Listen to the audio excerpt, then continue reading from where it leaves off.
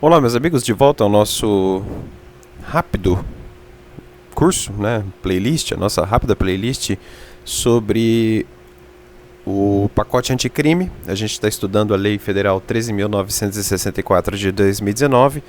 No vídeo passado eu falei do artigo 157 do Código Penal, as alterações ali, desculpe, as alterações ali no crime de roubo. Hoje eu vou falar do artigo 171, ali teve uma mudança no crime de estelionato. Antes de prosseguir, eu gostaria de lembrá-los que agora o Resenha Forense tem um Apoia-se, né? Então, eu gostaria que vocês clicassem no link aqui embaixo, apoia.se/Resenha Forense. Leia o que eu coloquei lá e, de coração, vai ajudar bastante. Assim, R$2 por mês ajuda muito, de verdade, tá? Vamos lá então, o que mudou aqui no pacote anticrime, no crime do artigo 171? Para quem provavelmente por um lapso não lembra, né? Porque é muito fácil lembrar, na verdade, é o artigo 171 do Código Penal traz a figura do estelionato, né? 171, estelionato.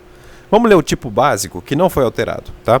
Obter para si ou para outrem vantagem ilícita em prejuízo alheio, induzindo ou mantendo alguém em erro, mediante artifício, ardil ou qualquer outro meio fraudulento, a pena de reclusão de 1 a 5 anos e multa e de R$500 mil a 10 contos de réis. Claro que isso sofre uma alteração em reais, né?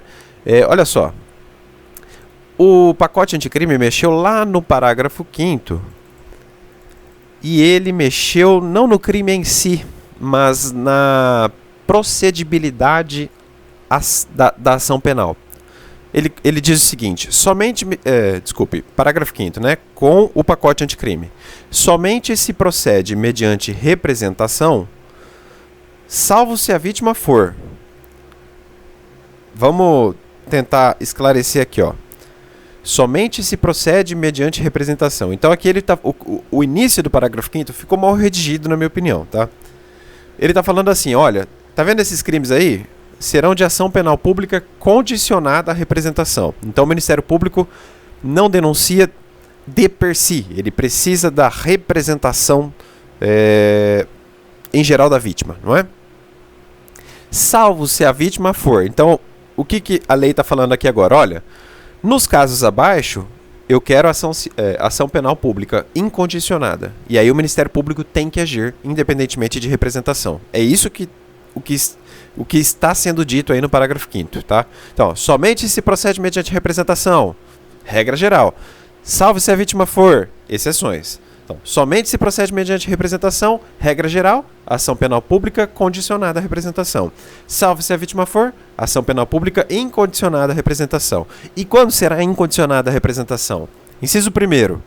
Quando a vítima for a administração pública, direta ou indireta, então, União, Estados, municípios, Distrito Federal, empresas públicas como Caixa Econômica Federal na União, né? Sociedades de economia mista, Banco do Brasil, por exemplo, Banco do Brasil S.A., fundações públicas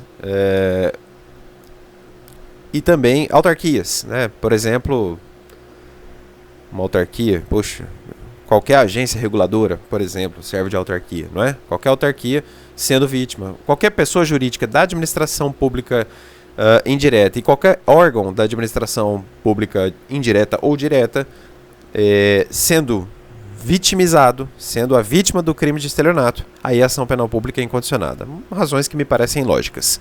Inciso 2. Criança ou adolescente. Aqui nós temos que fazer uma interpretação legal, né? Criança e adolescente são conceitos que estão no ECA. No fim das contas, menores de 18 anos. Fica mais fácil aqui, tá? Você pode ler assim o inciso 2. Inciso 3. Pessoa com deficiência mental. Aí aqui a gente tem que partir para o Estatuto da Pessoa com Deficiência, que traz algumas definições. Embora o Estatuto seja inconclusivo, não é? Mas o tipo fala, ou melhor, o Código Penal está falando em pessoa com deficiência mental.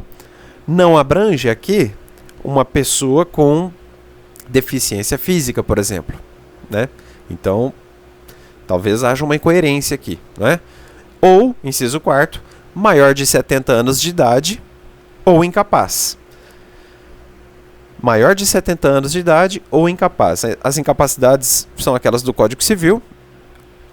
ficou estranho porque aqui a lei não definiu se a incapacidade tem que ser relativa ou absoluta. Eu acho que a melhor interpretação é a incapacidade relativa. Ou seja, pessoas menores ou maiores de 18 anos, tanto faz, que incorram em algum dos incisos ali do artigo 4º, né? Aí elas são relativamente incapazes e, portanto, entrariam aí no parágrafo 5º, inciso 4º. Mas ficou ruim a redação, né? Ficou muito ruim. E o maior de 70 anos de idade, aí é cronológico, não tem muito segredo. Tá certo? É isso, essa é a mudança, é uma diferenciazinha aí, uma pequena diferença entre o tipo de ação penal pública nos crimes de estelionato, né? Se vai ser condicionada, se não vai ser condicionada. Acho que ficou bem amarradinho aqui o vídeo de hoje, tá?